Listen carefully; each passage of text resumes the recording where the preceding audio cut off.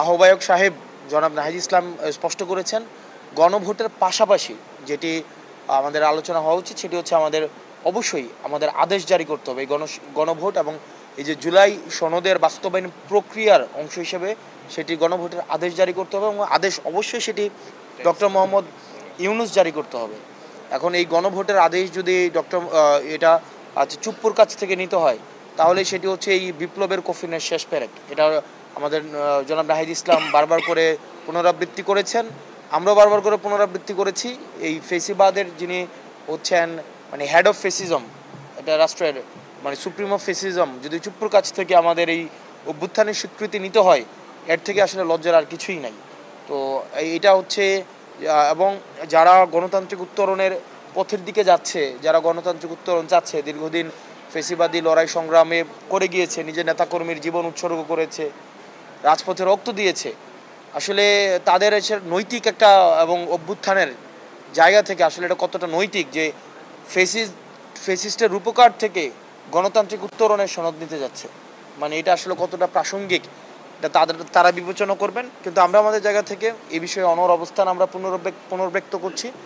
আমাদের আদেশ জারি করতে হবে, অর্ডার জারি করতে হবে, কোনো অধ্যাদেশ নয়, কোনো প্রজ্ঞাপন নয়, এবং সেটি অবশ্যই ডক্টর মোহাম্মদ ইউনূস জারি করবেন।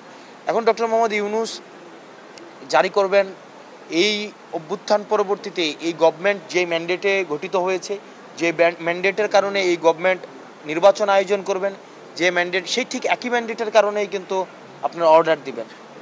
এবং তৃতীয় যে বিষয়টি সেটা হচ্ছে যে 300 আসনে অবশ্যই আমরা 300 আসনেই আমরা হচ্ছে আমাদের সাংগঠনিক বিস্তার, আমাদের সাংগঠনিক পরিকল্পনা এবং সেই ভিত্তিতে হচ্ছে আমরা নীতি নির্ধারণ করছি, আমরা পলিসি ফর্ম করছি যাতে করে হচ্ছে আমরা 300 আসনে আমাদের সাংগঠনিক বিস্তার, একই সাথে সাথে আমরা যেই নির্বাচনকে সামনে রেখে যেন আমরা 300 আসনে আমরা সুসংহত হতে পারি। বারবার আমাদের এনসিপির যদি আপনি কার্যক্রম লক্ষ্য করেন, আমরা নীতি নিয়ে কাজ করি, পলিসিটা সবার জন্য ইকুয়াল হবে।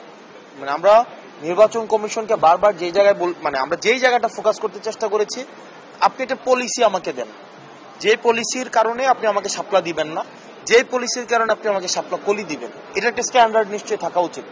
আপনি সাংবাদিকতা করেন, আপনাদের নিশ্চয়ই একটা ক্রাইটেরিয়া আছে, আপনাদের বেতন কাঠামো রয়েছে, একটা নীতি নির্ধারণের একটা প্রক্রিয়া রয়েছে। কিন্তু আমরা দেখেছি যে সংবিধান, এই যে নির্বাচন কমিশন, তাদের ডিসিশনের এরকম কোনো রূপরেখা নেই। তো আমরা যে জায়গাটায় বারবার ফোকাস করেছি, আপনি কেন কোন ক্রাইটেরিয়ার কারণে আপনি মাইক, বেগুন, ট্রাইপড, তারপর হচ্ছে হেলমেট, তারপরে হচ্ছে মোবাইল, খাট, আলমারি, বেগুন, এগুলো হচ্ছে মার্কা হিসেবে যুক্ত করলেন, এটার ক্রাইটেরিয়াটা কি, এটার নীতিটা কি, নিয়মটা কি, আর কি কারণে আপনি শাপলা যুক্ত করবেন না সেটার নিয়মটা কি, এটা লিগ্যাল একটা অবশ্যই নিয়ম থাকা উচিত। এটা তো ব্যক্তি সর্বস্ব একটা প্রতিষ্ঠান না যে আমার নিজের ইচ্ছা আমি এই সিদ্ধান্ত দিব, নিজের ইচ্ছা এই সিদ্ধান্ত দিব না। আমরা একটা সংশয় প্রকাশ করছি নির্বাচন কমিশনের এই স্বেচ্ছাচারী আচরণের। যেমন শাপলা কেন দিবে না এটা তারা ব্যাখ্যা কিন্তু দেয় নাই, বা তারা বলছে যে এটা আমরা ব্যাখ্যা দিব না।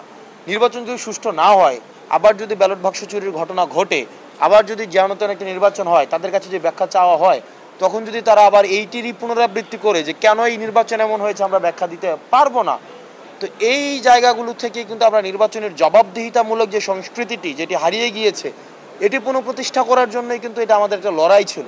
সেই লড়াইয়ের জায়গা থেকে আবার শাপলা করে তারা যুক্ত করেছে।